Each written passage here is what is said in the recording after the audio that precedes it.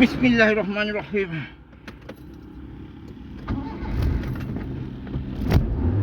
Syukur alhamdulillah aku dah agak dah kabel bateri longgar. Aduh.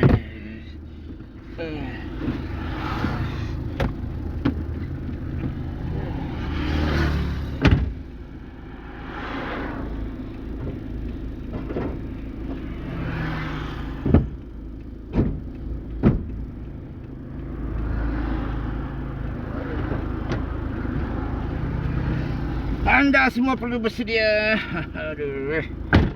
kepada para pemandu jentera yang sedang beroperasi bersama roda berlari di jalan raya, dan ada di antaranya yang sememangnya tak sempurna dalam perbatasan di perjalanan.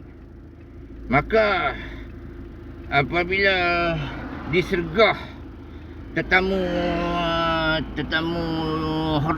yang dihormat, disapa di belakang, tidak menduga akan menyambut tetamu, dan tak perlu sombong, layanlah ia dengan indah.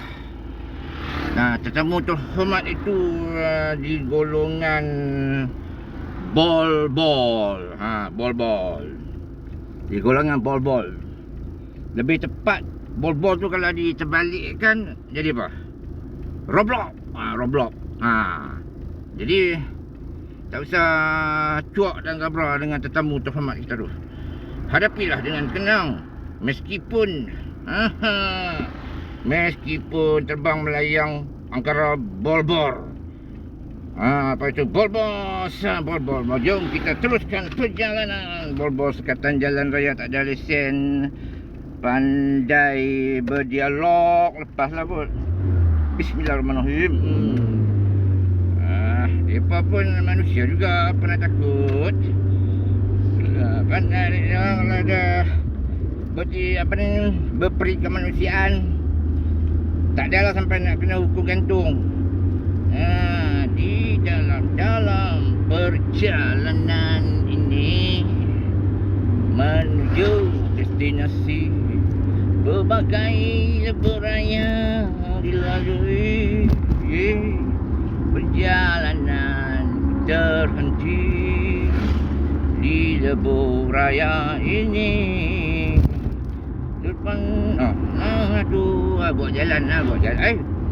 Roblok apa ni? Betul-betul roblok. Tarik tali pinggang keledar. Roblok dah tu dia. Jangan gabrak. Tenang.